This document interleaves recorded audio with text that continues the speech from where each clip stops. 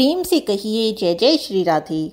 आज की इस वीडियो में हम जन्माष्टमी के दिन किए जाने वाले कुछ छोटे छोटे उपायों के विषय में बात करेंगे। देखिए, जन्माष्टमी हो या कोई भी बड़ा त्यौहार हो, बहुत ही शुभ संयोगों में आता है। इस दिन ग्रह नक्षत्रों के शुभ संयोग बनते हैं और इनमें अगर कुछ छोटे छोटे उपाय कर लिए जाएं तो उनका हमें लाभ मिलता है। हमारी जो इच्छा होती है, हमारे जीवन में जो कष्ट होता है, उनकी निवारण के लिए जब हम इन उपायों को करते हैं तो हमें उनसे छुटकारा मिलता है। तो आज मैं आपको जन्माष्टमी के दिन किए जाने वाले बहुत ही छोटे छोटे कुछ उपाय बता रही हूँ, जिसे करने से हमारे जीवन में खुशियाँ आती हैं, हमारा जीवन भी आनंद से भर जाता है। बाल गोपाल हमारे ऊपर प्रसन्न होते हैं तो हमारी इच्छाओं की पूर्ति करते हैं। तो चलिए शुरू करते हैं। तुलसी जी को हरि प्रिया कहा जाता है, अर्थात हरि को जो प्रिय हो। तो जन्माष्टमी के दिन तुलसी जी के छोटे छोटे उपाय मैं आपको बता रही हूँ। सबसे पहला उपाय तो है कि जन्माष्टमी के दिन आपको तुलसी जी का एक पौधा अपने घर में जरूर लाना चाहिए। उसे अपने यहाँ लाएं और गमले में लगाएं और तुलसी जी की सेवा करें। अगर आप तुलसी जी की सेवा जन्माष्टमी से शुरू करते हैं और वो पौधा जो आप जन्माष्टमी के दिन लेकर आए हैं उसकी आप सेवा करते हैं, वो आपके घर में फलता फूलता है, लहराता है। कहा जाता है कि जिस घर में प्रसन्नता से तुलसी जी लहराती हैं वहाँ कोई दुख और कष्ट नहीं हो सकता। अगर आप अपने घर में किसी भी समस्या से परेशान हैं, घर में लड़ाई झगड़ा रहता है, कलेश रहता है या आर्थिक परेशानी है कोई भी, तो आप तुलसी जी का एक पौधा जन्माष्टमी के दिन लेकर आएँ, उसे लगाएं। पर ध्यान रखें ये पौधा सूखने ना पाए। इसकी आपको इतनी अच्छे से देखभाल करनी है, इतने अच्छे से सेवा करनी है कि ये सूखे नहीं, बल्कि आपके घर में फले फूले और बड़ा हो।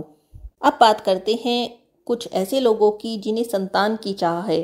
जो संतान की चाह रखते हैं उनके लिए जन्माष्टमी का दिन बहुत ही विशेष माना जाता है।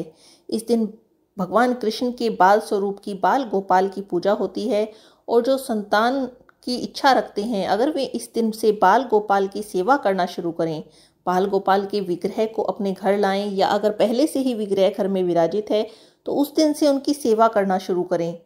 कि मेरे कहने का मतलब ये नहीं है कि पहले से विराजित है तो आप पहले से सेवा नहीं करते होंगे, आप पहले से भी सेवा करते होंगे, लेकिन संतान प्राप्ति की इच्छा से अगर जन्माष्टमी के दिन से उनकी कुछ विशेष सेवा आप शुरू करें तो बाल गोपाल शीघ्र ही प्रसन्न होते हैं और संतान प्राप्ति का शुभ आशीर्वाद देते हैं। तो देखिए, इसके लिए आपको करना क्या है, जन्माष्टमी के दिन से शुरू करके देखिए, यहाँ पे मैं आपको बहुत सारे छोटे छोटे उपाय बताने वाली हूँ जो संतान प्राप्ति के लिए ही हैं। आप इनमें से सारे भी कर सकते हैं और कुछ एक आध भी आप इसमें से कर सकते हैं, जो भी आपके करने के सामर्थ्य में हो, जो आप कर सकें। जन्माष्टमी के दिन से शुरू करके अगर आपके पास बाल गोपाल का विग्रह पहले से है या अगर नहीं है तो आप जन्माष्टमी के दिन ले आइए और उनकी प्राण प्रतिष्ठा कर लीजिए और फिर जन्माष्टमी के दिन से आप उनकी पूजा शुरू कीजिए। तो आपको करना क्या है, आप सुबह में उन्हें स्नान कराएंगे और उनका श्रृंगार करेंगे, वस्त्र पहनाएंगे और उन्हें माखन मिश्री का भोग लगाएंगे। डेली आपको माखन मिश्री का कान्हा जी को भोग लगाना है जन्माष्टमी से शुरू करके। कोशिश करें कि माखन आप घर में बनाएं, बाजार से लाया हुआ माखन का भोग ना लगाएं। बाजार से लाए हुए माखन को भगवान भी खुश नहीं होते हैं उससे, उन्हें पसंद नहीं आता है। जो घर का आप ताज़ा माखन निकालेंगे उसका मिश्री के साथ आप भगवान को भोग लगाएं। जब आप भोग लगा रहे हैं तो उसमें तुलसी जी का पत्ता जरूर रखें। जब आप भगवान को भोग लगा लें उसके बाद कान्हा जी के सामने बैठकर आप संतान गोपाल मंत्र के विषय में आपने सुना होगा। देखिए, मैं यहाँ पे आपको स्क्रीन पर दिखा रही हूँ संतान गोपाल मंत्र। इस मंत्र का आपको रोजाना 108 बार कम से कम जाप करना है कान्हा जी के सामने बैठकर। अधिक से अधिक तो आपकी इच्छा है, आप कितना कर सकते हैं, लेकिन कम से कम 108 बार आपको इसका जाप करना है। देखिए, एक तो मैंने आपको बताया संतान गोपाल मंत्र। अब दूसरा, आपको कान्हा जी के सामने बैठकर जन्माष्टमी से शुरू करके रोज गोपाल सहस्त्र नाम का पाठ करना है। तो इसमें से मैंने जैसा कि आपको पहले बताया कि आप जितना कर सकते हैं उतना कीजिए। अगर आप केवल संतान गोपाल मंत्र का जाप कर सकते हैं तो वो कीजिए। अगर आप संतान गोपाल मंत्र का जाप भी कर लेंगे, गोपाल सहस्त्र नाम का पाठ भी कर लेंगे तो वो करिए। जितना आपसे हो सके उतना करिए, लेकिन ये सब काम आपको जन्माष्टमी से शुरू करना है और डेली करना है। गोपाल सहस्त्र नाम की बुक आपको बाजार में मिल जाएगी, आप वहाँ से ले आइए और उसका डेली पाठ कीजिए। गोपाल सहस्त्र नाम में गोपाल भगवान के, बाल गोपाल के 1000 नाम हैं जिनका आपको डेली जाप करना है, डेली पाठ करना है।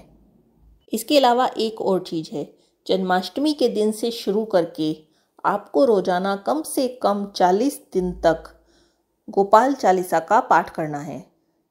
तो इस तरह से आपको कान्हा जी के सामने कम से कम 40 दिन तक गोपाल चालीसा का पाठ करना है। अधिक से अधिक तो आप कितना भी कर सकते हैं, वो तो भगवान की पूजा में देखिए कोई हानि नहीं होती है, लाभ ही होता है। लेकिन अगर आप किसी संकल्प को कर रहे हैं, 40 दिन का संकल्प करते हैं, तो आपको 40 दिन तक ही उसका पाठ करना है। फिर दोबारा से आप दोबारा संकल्प करके शुरू कर सकते हैं। तो 3 चीज़ें मैंने आपको बताई, संतान गोपाल मंत्र का जाप करना, गोपाल सहस्त्र नाम का जाप करना और श्री गोपाल चालीसा का पाठ करना। तो ये आपको जन्माष्टमी से शुरू करने हैं। अब एक और उपाय मैं आपको बताती हूँ।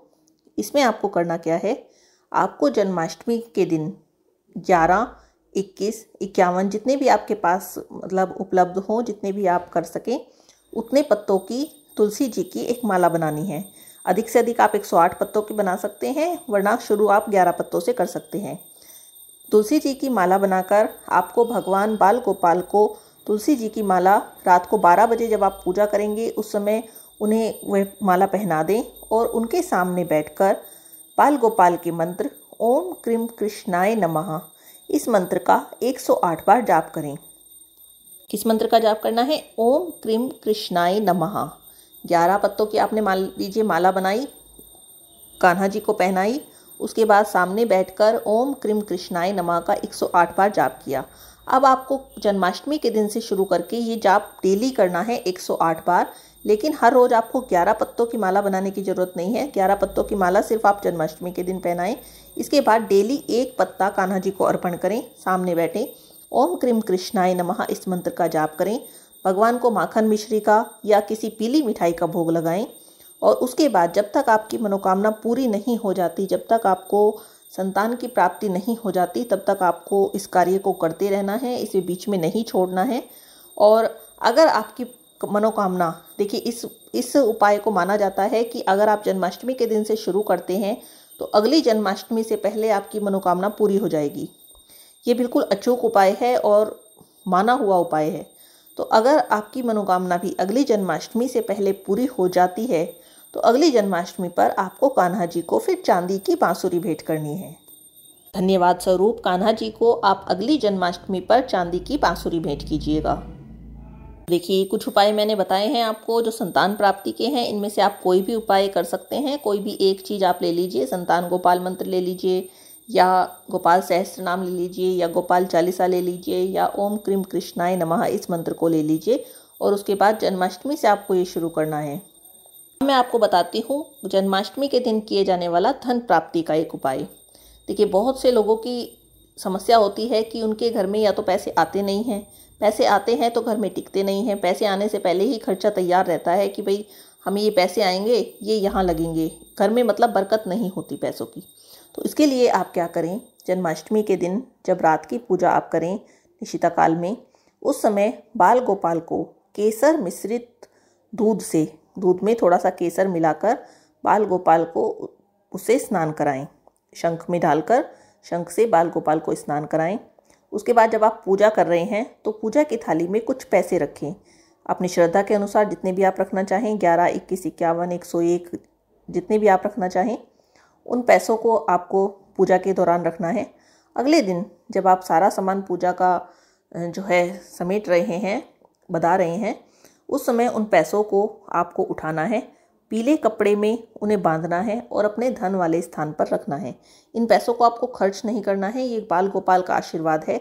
इससे आपके धन में वृद्धि होगी। इसे आप पीले कपड़े में बांधकर हमेशा अपने धन के स्थान में रखेंगे। देखिए इसके अलावा एक और उपाय मैं आपको जन्माष्टमी के दिन का बता रही हूँ। जन्माष्टमी का दिन भगवान बाल गोपाल को बहुत प्रिय है और इस दिन बाल गोपाल को पीली खीर का भोग जो कोई लगाता है उसके जीवन के सभी कष्ट दुख भगवान श्री कृष्ण दूर कर देते हैं। पीली खीर का भोग आप कैसे लगाएंगे, उसमें थोड़ा सा केसर आप डाल लीजिए, खीर बनाइए, उसमें थोड़ा सा केसर डाल लीजिए तो उसका रंग हल्का सा पीला हो जाएगा। तो इसका भोग आपको कान्हा जी को लगाना है और फिर अपने परिवार के साथ प्रसाद रूप में ग्रहण करना है। लेकिन यहाँ पर ध्यान रखिए, जन्माष्टमी के दिन आपका व्रत है। अगर आपने चावल की खीर बनाई है तो आप उसे नहीं खा पाएंगे, क्योंकि जन्माष्टमी के दिन अन्न नहीं खाते हैं। तो अगले दिन जब आप पारण कर लें उसके बाद ही आप इस खीर को प्रसाद रूप में ग्रहण करें। अगर आपको उसी दिन उसे प्रसाद रूप में ग्रहण करना है, फिर आप ड्राई फ्रूट की खीर बनाएं, मखाने वगैरह की, इस तरह की खीर बनाएं जिससे कि आप उसी दिन उसे प्रसाद रूप में ग्रहण कर सकें। तो ये थे जन्माष्टमी के दिन किए जाने वाले कुछ छोटे छोटे उपाय। आप भी करके देखिए, आपको भी इनसे जरूर लाभ होगा। आज की इस वीडियो में बस इतना ही। प्रेम से कहते रहिए जय जय श्री राधे।